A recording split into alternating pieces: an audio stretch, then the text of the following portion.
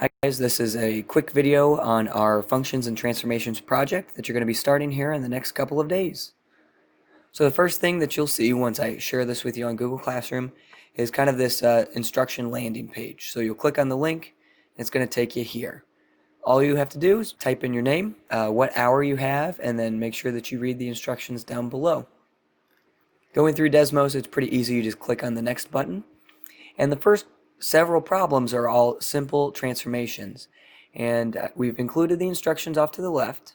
We can pick from any of the following functions: a of x, b of x, c of x, d of x, f of x, w of x, t of x, and r of x to show the required transformations. So if we just type in any of those, we can see that the picture automatically pops up, and then all we have to do is put the transformations in the equation. Now, one of the things that I want you to try to do is to have the parent graph and the transformed graph. So if this particular slide is about shifting things up, I'm not going to show you the answer, but all you have to do is have the original and then your new graph, and they'll color them differently so you can tell them apart. Clicking through the next several slides, we're going to ask you to reflect your graph across the x-axis, stretch it vertically, shift your graph left, shift it down, compress it vertically, and then shift it right. Now, you could potentially do a different function every single time if you really wanted to, or you could use the same function over and over again. It doesn't really matter. After you have these simple transformations, we're going to ask you to do a transformation here with all three positions, A, H, and K. And you'll notice that's worth a little bit more in terms of points. So right now we're on slide 9. After slide 9, we have a problem where you need to write the relationship between two functions. So we have a parent graph, which it says is represented by a dashed graph, and then the transformed graph, which is the solid graph. And these are given the names P of x and K of x, respectively. And so you'll have to type in the equation to show their relationship, just like what we've done in this chapter. Now, your graph might look a little different compared to this one. Depending on what level you're at, you might have an easier shape or a harder shape. The next question is just writing the transformed equation based on the requirements. And then this is where the fun starts. So we haven't done any key features yet. The first question with key features asks you to sketch a function that passes through the 5 given points on the graph. And then you're going to answer the key features, and you fill out the table here off to the right hand side. So let me show you how this graph sketching feature works.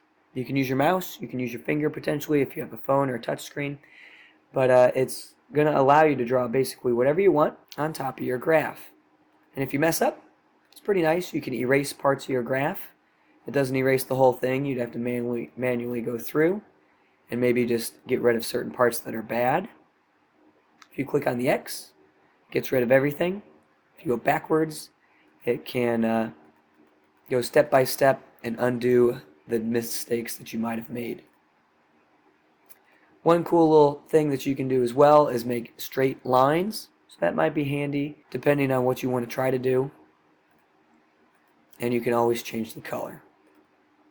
Once you get that, you're going to fill out the table of key features. And what's really nice about Desmos in this table is that it has math type. If you click on the little keyboard, it's going to pull up all the different math buttons that you might need. Now, one thing, if you are typing infinity signs, all you have to do is spell it out, and it will pop an infinity symbol in place of the word. So that is super awesome.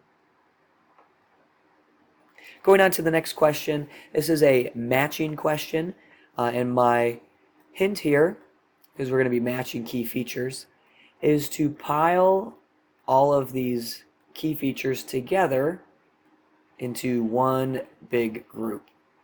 And what this allows you to do is kind of declutter your workspace. So we aren't too worried about which ones are going where right now. But what I can do after that is take a key feature and put it with the graph, and I have lots of room. I don't have to worry about, things getting all mixed up. So just wherever it goes, in the end, you should use key features in both of these, and it's worth 8 points in total. Very similar here for the next question. This is talking about even functions, odd functions, or potentially things that don't meet either requirement. For my honors classes, this slide is an extra add-in afterwards, and it'll be a good way to end the project. You're going to sketch a graph that meets the following requirements that I've given you down below, and then you're going to answer some key features information with the table. You'll notice there are no points on the graph. You just have to meet the 5 requirements that are listed. And so you'll need to think about how to answer that, and you might end up using your eraser a little bit more, having to change your graph a few times. After you're done with the project, you'll go back into Google Classroom, you'll hit Submit on the assignment page, and that way I will know to go and grade the Desmos activity on my end and give you points back in Google Classroom. Hopefully that clears up what we are going to be doing over the next few days, and if you have any questions, just feel free to reach out and ask, and I'd be glad to help. Thanks, guys.